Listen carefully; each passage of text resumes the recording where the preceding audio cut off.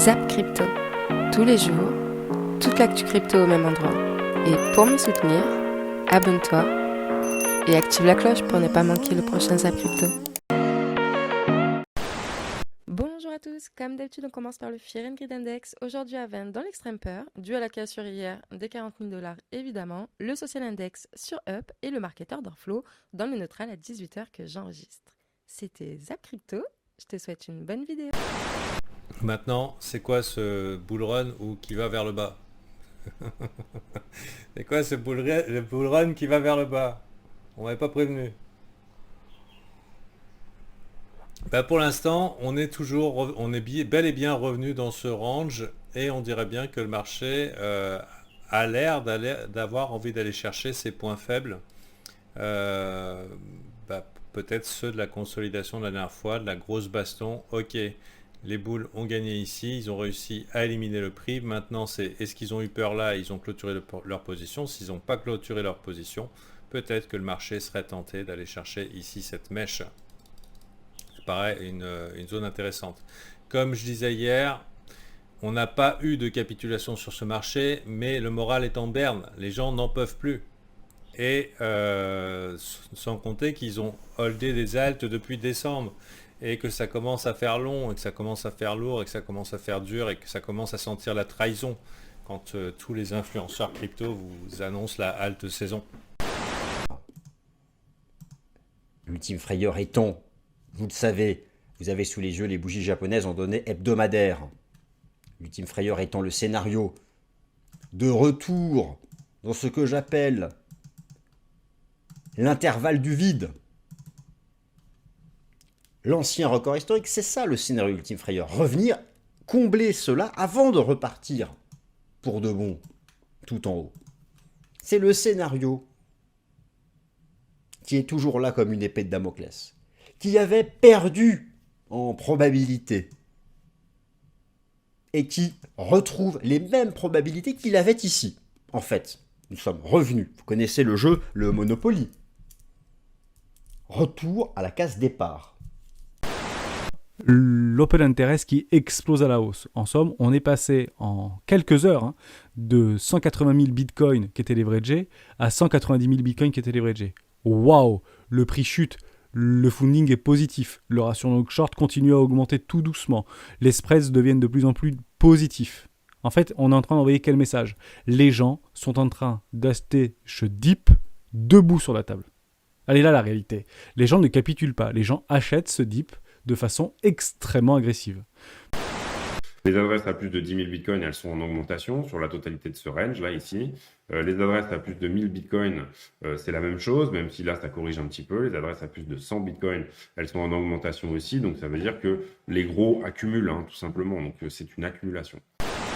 Ensuite, on va aller sur Ethereum. Donc pareil, là on est en daily, on est en train d'effectuer la même pattern, donc ça sert à rien de rester trop longtemps dessus. Mais bon, à chaque fois, c'est exactement la même chose. Comme on peut le voir ici, on a du coup notre tendance. Donc on vient se cogner à la tête à chaque fois contre une trendline. On arrive à faire un breakout, on redescend, ensuite on remonte, etc., etc. Donc si on peut rester sur cette dynamique pendant toute l'année, moi je suis ok. Je préfère, comme je vous dis à chaque fois, monter petit à petit que monter fortement comme ça et d'un coup en fait repartir dans les bas-fonds. Ce n'est pas la bonne stratégie à adopter. Okay, donc encore une fois là sur l'Ethereum on est au niveau des 0,382, on a bien clôturé en dessous, donc les probabilités nous montrent qu'on va aller sûrement dans la zone de RLZ comme sur le BTC. Donc comme je dis à chaque fois, wait and see, mais juste ne paniquez pas. Et pour l'Ethereum il faut surtout pas descendre en dessous des 2400 $ là, parce que sinon ça sera peut-être un dip beaucoup plus profond. Mais bon, restez toujours positif s'il vous plaît. Dites-vous que si on redescend plus bas, ça sera le moment de racheter pour vendre plus haut. Voilà, toujours de la positivité. Le premier shadow fork sur Ethereum, effectivement, il y a eu un shadow fork, donc c'est un fork que vous ne voyez pas, sur la blockchain Ethereum pour faire des tests aujourd'hui. Donc c'est probablement ça qui va nous dire si jamais la fusion aura bien lieu en juin ou pas, dans 2 mois ou pas. Donc ça, on verra. Si ça s'est bien passé, je pense demain, on aura les résultats de ce testnet qui a été fait aujourd'hui sur Ethereum. Donc moment important aussi pour Ethereum. Actuellement, le prix du BTC remonte doucement mais sûrement. Mais par contre, ce qui est aussi dommage, c'est que l'open interest des alts remonte un petit peu trop fort également. C'est-à-dire qu'en gros, voilà, le BTC, il monte un petit peu, mais l'order flow des altcoins, il remonte trop fort comparé à la remontée du Bitcoin. Donc là, les gens sont sur ce rebond pour l'instant, sont en train de se jeter aussi sur les altcoins. Il faut vraiment se méfier de ça. Si on met de côté tout ce qui est cycle, tout ce qui est cycle haussier, cycle baissier, etc. Si on prend uniquement le halving et on regarde sur les 13 dernières années de Bitcoin, à chaque fois qu'on a eu halving, 2011, on a eu une explosion du cours, bull run, pareil pour 2013, pareil pour 2017, pareil pour 2021. Du coup, en fait, dans le pire des cas, ce qu'il faut dire, c'est que, ok, j'achète mes bitcoins, j'achète des cryptos aujourd'hui et il y a une vision sur 2 ans. Et j'attends 2 ans, je les mets de côté, j'attends 2 ans. Et dans 2 ans, peu importe ce qui se passe là durant les 2 prochaines années, si ça monte ou ça descend, dans 2 ans, dans tous les cas, il y aura le halving. Et dans tous les cas, logiquement, il y a 99% de chances que le bitcoin soit fortement impacté par le halving 2024. Alors qu'en Europe, certains députés tentent de castrer Bitcoin et les cryptos avec toute une série de mesures absurdes, quasi liberticides, démontrant une incompréhension profonde du sujet, les États-Unis, eux, avancent vite et fort. Ces derniers semblent bel et bien avoir saisi le potentiel de ces outils et comptent bien surfer sur cette nouvelle vague technologique. Il y a quelques semaines, Joe Biden signait un décret présidentiel sur Bitcoin et les cryptos. Pour Michael Saylor, le célèbre PDG de la société MicroStrategy, le président américain vient de légitimer officiellement l'existence de cette nouvelle industrie. Le décret exhorte le gouvernement américain de rapidement mettre un cadre réglementaire clair et concis, protégeant les particuliers mais laissant surtout la place à l'innovation et au développement de l'écosystème. Le message est clair, devenir les leaders mondiaux dans ce domaine. Partons maintenant en Inde où les autorités ont fait un retournement de veste à une rapidité rarement observée. En effet, je vous rappelle qu'il y a quelques jours, Coinbase avait annoncé le lancement de ses services sur le sol indien et qu'ils allaient travailler en collaboration avec les autorités du pays pour que le développement se passe dans le respect de la réglementation balbutiante du pays. Et bien seulement quelques jours après ce lancement, on a eu la NPCI, un fournisseur de paiement digital contrôlé par la Banque centrale, qui a déclaré qu'il n'était pas du tout au courant que Coinbase allait utiliser l'UPI, qui est un service proposé par l'institution pour le transfert de fonds numériques. Et par conséquent, ils ont tout simplement suspendu les services de paiement de la branche indienne de Coinbase. À savoir que la NPCI semble avoir été mise sous pression par un acteur interne ou externe, car Coinbase avait clairement publié la manière dont ils allaient mettre en place leur service en Inde, et il est très peu probable que la NPCI n'en ait pas entendu parler comme ils le prétendent. Mais Coinbase continue de vouloir travailler main dans la main avec les régulateurs, et les discussions se poursuivent, donc affaire à suivre dans le Daily Crypto. Le quatrième signe d'adoption massive des cryptos, c'est le constat qu'il y a une sorte d'exode dans le monde du travail, des emplois traditionnels vers des emplois liés aux cryptos, et à tous les niveaux, même en ce qui concerne les dirigeants d'entreprise. En novembre 2021, Jack Dorsey, le PDG de Twitter, annonce son départ de Twitter pour se concentrer sur son autre entreprise Square, qu'il a renommée en Block, et sur des projets autour de Bitcoin. D'ailleurs, il avait déjà annoncé en juin 2021 que selon lui, Bitcoin était la chose la plus importante sur laquelle il pouvait travailler. Le 25 janvier, le patron du gaming chez YouTube quitte son poste pour devenir le PDG de Polygon Studio, qui est une filiale de Polygon, la plateforme de scaling la plus populaire pour la blockchain Ethereum. Le 25 février, le chef des opérations à la banque Goldman Sachs quitte son poste pour prendre un poste similaire au sein de l'exchange crypto Coinbase. Le 11 mars, Alex Criete, un directeur à la banque Citigroup, quitte son poste à la banque pour lancer ses propres projets crypto. Et enfin, pas plus tard qu'hier, le 11 avril, l'un des directeurs de la Banque d'Angleterre quitte son poste pour travailler au sein de l'entreprise crypto Fireblocks. Mais tout ça n'est que la partie visible de l'iceberg, et d'ailleurs, certaines prédictions voient ce véritable transfert de ressources humaines vers les entreprises crypto continuer à s'intensifier dans les prochaines années. World Government Summit, ce qui veut dire le sommet du gouvernement mondial. Oui, ça existe à Dubaï. Récemment, ils ont fait un événement mondial là-bas à Dubaï. Et je vous ai fait un extrait d'une vidéo, d'un discours pour vous donner une idée de qu'est-ce que ça pourrait être, notamment pour le domaine des cryptos aussi. Was an advisor to Nixon when they came off the gold standard in 71, and so I was brought up with a kind of inside view of how very important the financial structure is to absolutely everything else. And what we're seeing in the world today, I think, is we're on the brink of a dramatic change where we are about to, and I'll say this boldly, we're about to abandon the traditional system of money and accounting and introduce a new one. And the new one, the new accounting, is what we call blockchain. It means digital.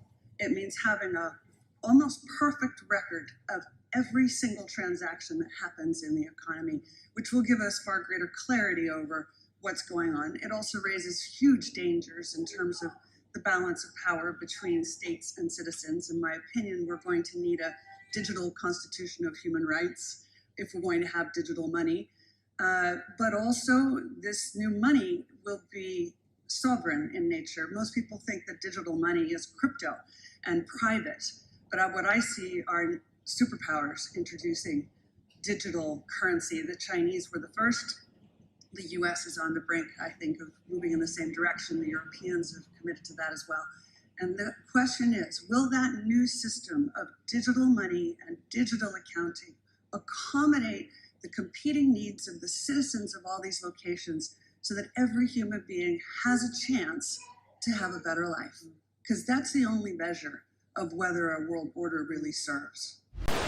Strike, l'entreprise fondée par Jack Mallers, cherchant à révolutionner l'industrie du paiement grâce au Lightning Network, a annoncé à Miami un partenariat avec le géant mondial du commerce en ligne Shopify et son million d'utilisateurs aux États-Unis. Jack a également annoncé un partenariat avec Blackhawk et NCR, les plus gros fournisseurs de terminaux de paiement au monde. Donc en théorie, rendez-vous compte, dans un avenir proche, les Américains pourront payer en utilisant Bitcoin dans toutes ces enseignes. Je dis en théorie car ce n'est pas parce que la solution est disponible que les commerçants l'utiliseront. Beaucoup préféreront garder leurs bons vieux outils et continueront à utiliser les réseaux de paiement traditionnels comme Visa ou Mastercard. C'est ce que tweetait justement Nicolas Burtay il y a quelques jours. Mais comprenez bien que c'est quand même une petite révolution dans l'industrie du paiement qui n'avait que très peu évolué depuis les années 50. Il ne s'agit pas ici de payer en Bitcoin mais uniquement d'utiliser le réseau Bitcoin pour faire transiter de la valeur. Ce sera complètement invisible pour les clients. Mais en réalité, c'est un changement complet de paradigme. On ne se rend pas forcément compte de ce qui se passe en coulisses lorsqu'on utilise sa carte Visa ou Mastercard au bistrot ou pour une transaction sur Internet. Mais ce n'est clairement pas quelque chose de trivial. Entre le moment où on rentre son code de carte bleue et le moment où le commerçant reçoit l'argent, il y a eu plus d'une douzaine d'étapes entre les deux. Et bien évidemment, chacun prend sa petite commission. Cela se répercute sur le marchand qui va perdre 1, 2, 3% de chaque transaction. Avec le Lightning Network, vous avez des transactions pair à pair, donc sans aucun intermédiaire, instantané et quasi sans frais. Mais parlons un peu de Metaverse avec Lego et Epic Games qui ont annoncé un partenariat pour le développement d'un Metaverse. À savoir que, lors de l'annonce du partenariat, ils ont annoncé que leur but était de développer un Metaverse qui sera à destination des enfants pour délivrer, je cite, un jeu sûr et amusant pour les enfants, tout en offrant un environnement numérique immersif dans lequel les enfants pourront jouer. Et ils semblent se préparer à une vague de critiques massive, car ils ont beaucoup communiqué sur l'aspect sécuritaire, sain et family-friendly. Et pour le moment, on n'a aucune information complémentaire sur le projet, mais bien sûr, comptez sur moi pour vous tenir au courant quand on aura plus d'informations. Pour finir, je voulais vous parler de Coinbase. Coinbase qui va lancer un film en 3 parties sur les NFT Bored Ape Yacht Club. C'est assez incroyable ce qu'ils sont en train de faire. On va voir que ça va sortir déjà sur le site de Coinbase, là sur degentrilogy.com. Si vous avez un Bored Ape, vous pouvez connecter votre wallet dès maintenant et essayer de voir si participer au casting. En fait, il y a plusieurs places pour des rôles dans ce film avec les NFT en question, voir ce que ça va donner, est-ce que ça va être en image de synthèse, est-ce que ça va être en mode dessin animé, c'est pas très clair comment ça va être, mais en tout cas c'est collaboratif pour l'instant et voilà, ça va commencer par les Bored Ape Yacht Club, on aura sûrement les Mutant Ape Yacht Club après. Et pendant ce temps en Bretagne, on a le collectif Brest Bitcoin qui travaille au développement et à la démocratisation des cryptos auprès des particuliers et des commerçants. À savoir qu'il s'agit d'un collectif constitué d'une dizaine de personnes et dont les cofondateurs travaillent déjà dans le secteur crypto. Et le but de leur initiative est de présenter les cryptos et la technologie blockchain aux particuliers, mais également aux commerçants pour leur permettre d'éventuellement commencer à adopter ce nouveau moyen de paiement. Et d'ailleurs, tous les premiers mardis du mois, ils organisent des rencontres au hangar à Rennes, qui est le premier bar à accepter les paiements en Bitcoin sur le sol breton. Et ces rencontres sont l'occasion pour toutes les personnes qui ont un intérêt pour le secteur des cryptos de venir échanger et discuter sur cet écosystème qui est en pleine croissance. Alors, ce zap t'a plu ? Dis-moi en commentaire quelle est l'actu qui t'a le plus intéressé. Et si tu as manqué les actus d'hier, retrouve juste ici le zap crypto de la veille.